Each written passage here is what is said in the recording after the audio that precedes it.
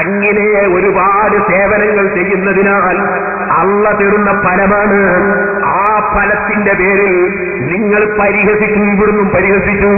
എന്നിട്ട് എനിക്ക് നേർച്ച പൈസ കൊണ്ടുത്തരുമ്പോ ഞാൻ പിരിവെടുക്കുന്നതിനിടയ്ക്ക് വരുന്ന നേർച്ച പൈസ അതെന്റെ കീശയിലിടാൻ ഞാൻ കൈകൊണ്ട് കാണിക്കുന്നത് എന്നെ പരിഹസിക്കാൻ നിങ്ങളിവിടെ വെച്ച് കാണിക്കില്ലേ? അത് ഞാനൊന്ന് പൊതുജനങ്ങൾ നിങ്ങളെ പരിഹാസം കാണാൻ വേണ്ടി, നിങ്ങളെ സംസ്കാരം കാണാൻ വേണ്ടി ഞാനതൊന്ന് പ്രദർശിപ്പിക്കട്ടെ. എന്നിട്ട് ഇൻഷാ അല്ലാഹ് ഞാൻ നിങ്ങൾക്ക് വേറെ ചിലത് കാണിക്കുന്നുണ്ട്, അതൊന്നാദ്യം കാണട്ടെ.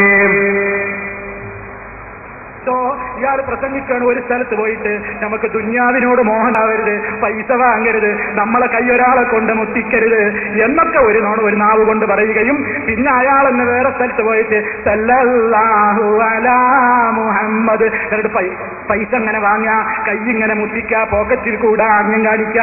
ഉണ്ടോ നിങ്ങൾ? അതാണ് നിന്നു പോകുന്നവർക്ക് അറിയാം. അതുകൊണ്ടാണ് ഈ ഭയപ്പാടൊക്കെ. അതും കൂടി ഒന്നാണ് കാണിച്ചേക്ക് പേരോടിന്റെ ആ കാപ്പട്ടി മനസ്സിലാവാൻ. കാശ് വാങ്ങണ രംഗാണിപ്പത്.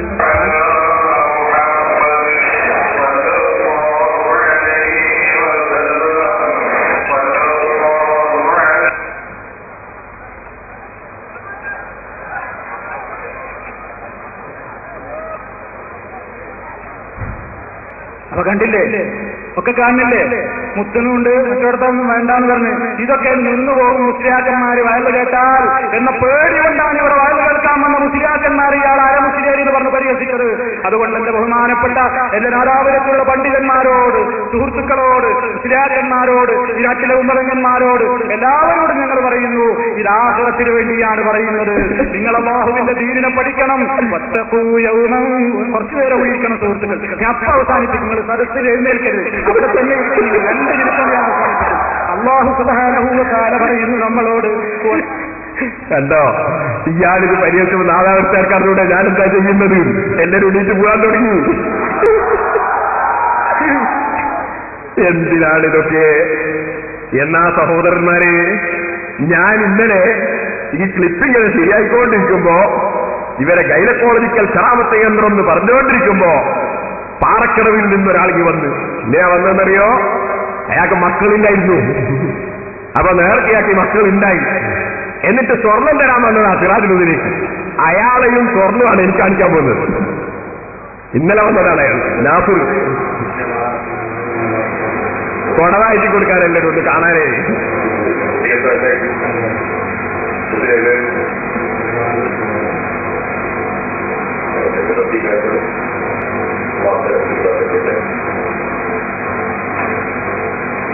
ഞാൻ കുട്ടിയായിരുന്നു, നേരത്തെയായിട്ട് കുട്ടിയായി ഒരു ഭവനമുള്ളത് നേരത്തെ ഓടത്തരാണ് കുട്ടികളെന്ന നിങ്ങളെ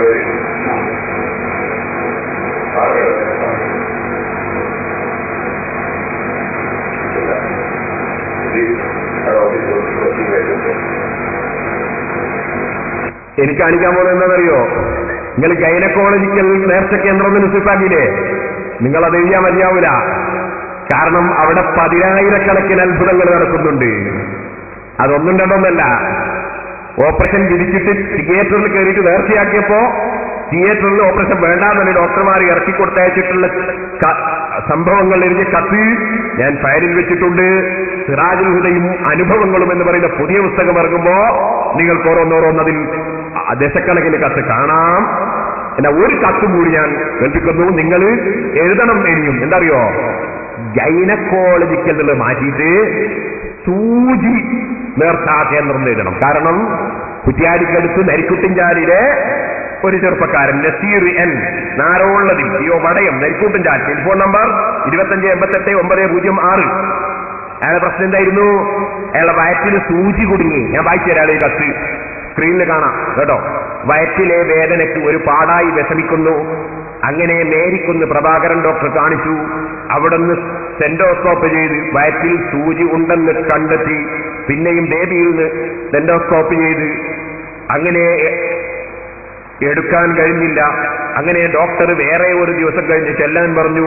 ചിലപ്പോൾ ഓപ്പറേഷൻ വേണ്ടിവരുമെന്ന് പറഞ്ഞു. അങ്ങനെ ഞാൻ സിറാജുൽ ഹുദയിൽ ഒരു സംഖ്യ നേർച്ചയാക്കി.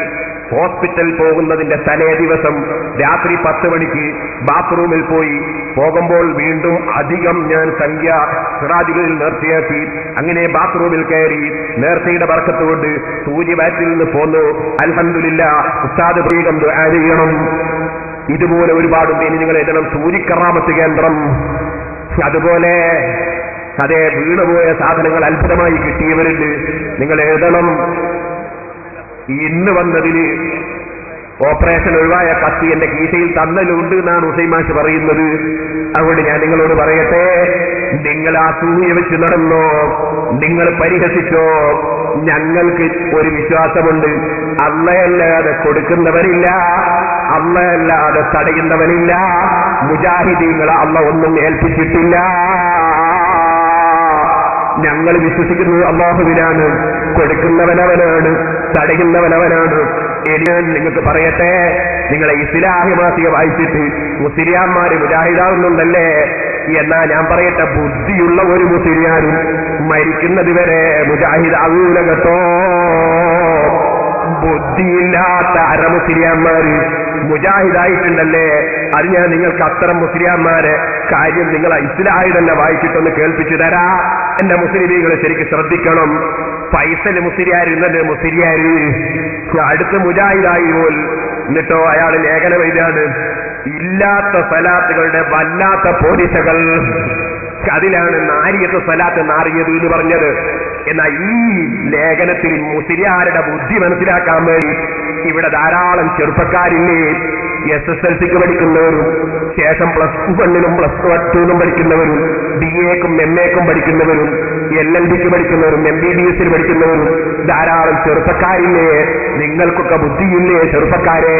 നിങ്ങൾ ഈ അരമുസ്ലിയാന്മാര്, മുജാഹിദാകുന്ന അരമുസ്ലിയാന്മാര്, അവരെ ബുദ്ധി നിങ്ങൾക്ക് മനസ്സിലാക്കാൻ വേണ്ടി ഞാനൊന്ന് വായിച്ചു കേൾപ്പിക്കട്ടെ.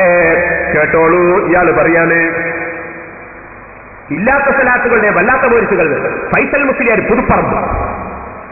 അള്ളാഹുവിൽ നിന്നുള്ള പ്രതിഫലേച്ഛയോടെ വിശ്വാസികൾ സലാത്ത് വർദ്ധിപ്പിക്കുമ്പോൾ സമസ്ത മുസ്ലിയാക്കൾ പല ഭൗതിക നേട്ടങ്ങൾക്കും വേണ്ടി സലാത്ത് ചൊല്ലുകയും ചൊല്ലിക്കുകയും ചെയ്തുകൊണ്ടിരിക്കുന്നു. അല്ലെങ്കിലും അവരുടെ എല്ലാം അങ്ങനെയാണല്ലോ. നമ്മളതെല്ലാം ഭൗതിക നേട്ടത്തിന്. ഇവര് ഭയങ്കര സൂഫിയാക്കൾ. ശരി മുജാഹിദീങ്ങൾ, എനിക്ക് കേട്ടോളെ.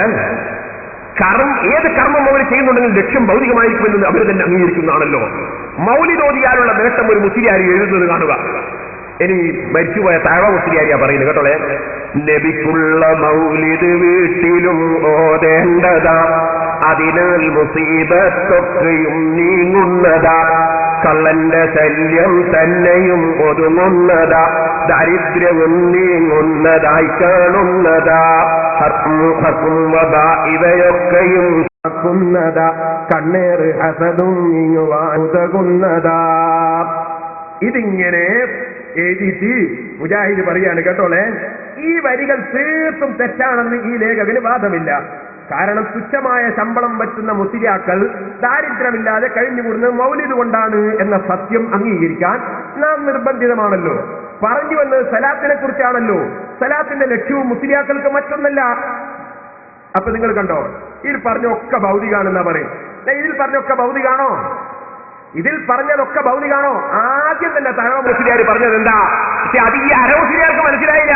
കേട്ടോളെ, ആദ്യം പറഞ്ഞതാ, നബിക്കുള്ള മൗലിദ് വീട്ടിലും ഓതേണ്ടതാ, അതിനാൽ മുസീബത്തൊക്കെയും നീങ്ങുന്നതാ, മുസീബത്തൊക്കെയും നീങ്ങുന്നതാ.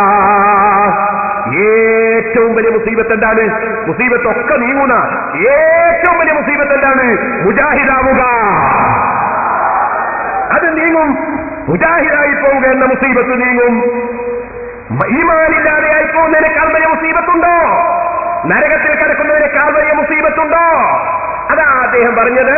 നബിക്കുള്ള മൗലിദ് വീട്ടിലും ഓതേണ്ടതാ, അതിനാൽ മുസീബത്തൊക്കെയും നീങ്ങുന്നതാ.